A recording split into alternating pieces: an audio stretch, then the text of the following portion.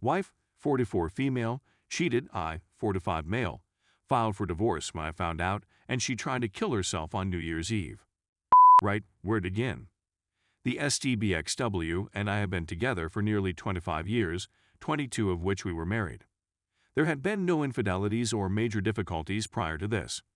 We have 4 children, a set of 20-year-old twins, boy and girl, a 19-year-old son, and a 15-year-old daughter. I filed for divorce in mid-December and ordered her to leave our house and return to her parents.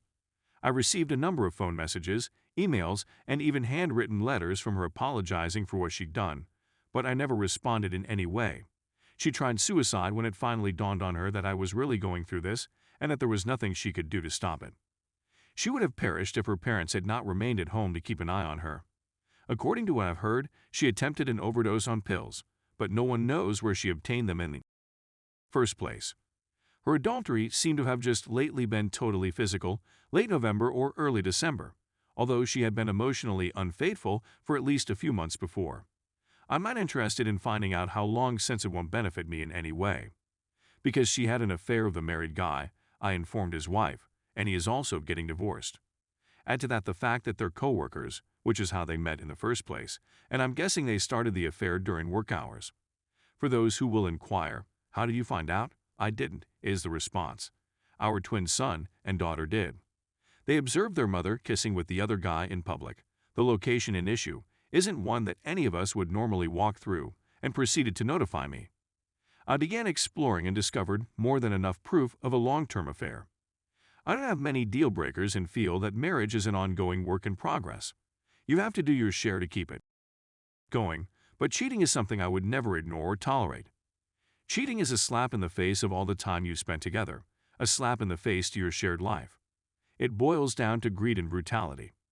I'm simply telling you so you can have a better understanding of what I'm saying.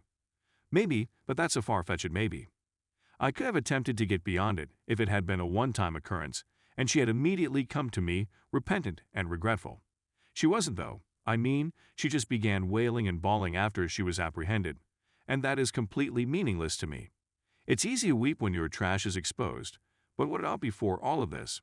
I've never observed anything apologetic or guilty about her.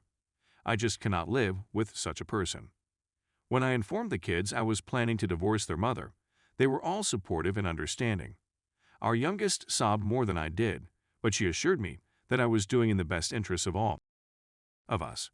She got asked if she could live with me, the other 3 having their own homes of their own will, and I assured her she didn't have to. I believe that having the kids there has been the nicest thing in this scenario overall, demonstrating to me that all of those years spent with my wife were not in vain.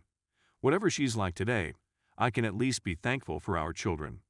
I adore them more than anything else. Unfortunately, almost everyone we know, with the exception of individuals who were my friends before they were family members, is attempting to get me to call off the divorce and speak to her, go to therapy, or some other foolishness, especially after the suicide attempt. Needless to say, all of those folks are on my and I've stopped communicating with them in any way. Unfortunately, this includes my in-laws whom I adored before anything occurred since I'm an orphan myself, and considered them as the family I never had. They attempted to contact me via their grandchildren, which has soured their plans to see their grandparents in the near future. The kids tell me they adore them, but they can't be around them right now because they're so domineering. They've also opted to remove themselves from their mother, but they're definitely still in contact. I'm in treatment myself, going through some counseling because I don't feel anything for what's occurred. When I think back on how I found out about all of this, I notice a lack of wrath and pain. My therapist believes I numbed myself on purpose to assist me get through this. I'm not sure.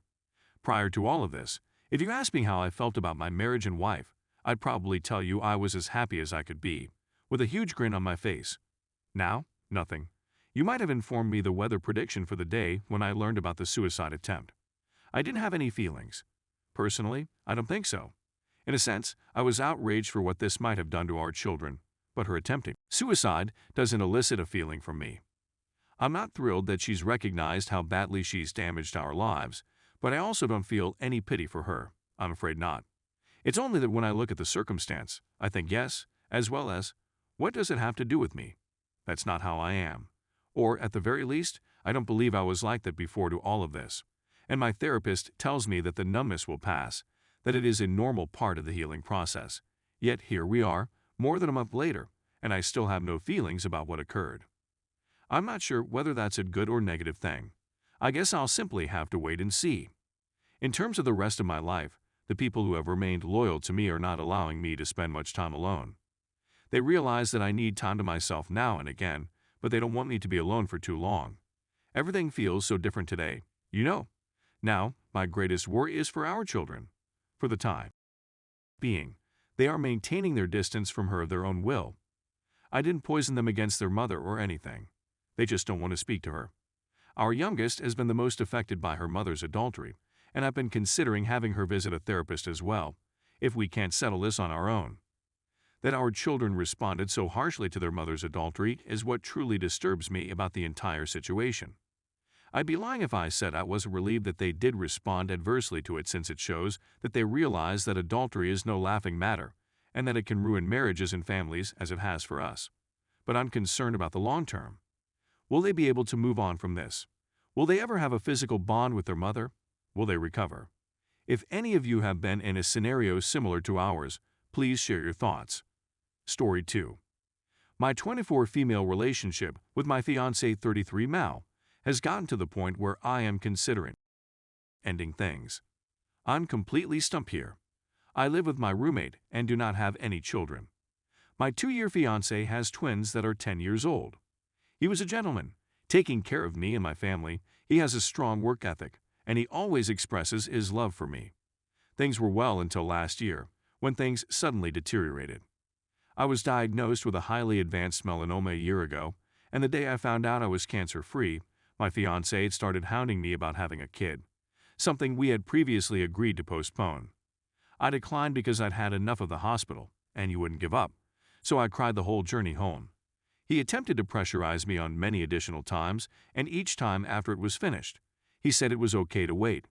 So I'm puzzled. He also encourages me to have, even after I've told him no multiple times, and I generally give in, which has made me detest ever having it. Let's fast forward to this summer. I babysat his children for him. They smashed my belongings, stole my and my roommate's belongings, had my whole basement smell like BO and filthy socks, and even tortured my cat. He never apologized for his actions. I kept telling him I didn't want to watch them because they were making me anxious, but he said he'd have to leave his job and end up homeless. When his daughter grabbed and twisted my ankle, I drew the line. We had just returned from 2 Christmas celebrations, and he let down my neck when I informed a family member who inquired that none of us had plans to move in together. I never say anything to this family member, since she is poisonous, but he shouted at me in the vehicle on the way home for doing so. My whole family complained today because his kids smelt like dirty socks. They have an extremely severe cleanliness issue, which he never bothered to fix until I protested last summer. We also made arrangements to stay at a hotel this weekend. I now have a medical condition and am unable to have intercourse, which he said he intended to do, but when he found I couldn't, he attempted to cancel the hotel vacation entirely. He changed his mind today, but given how he's been behaving, I told him to forget it, and he threw a tantrum. Right now, I'm absolutely befuddled and in dire need of assistance. Is what he does a sufficient cause to call it quits? Is he as manipulative and pushy as I believed he is, or am I overreacting?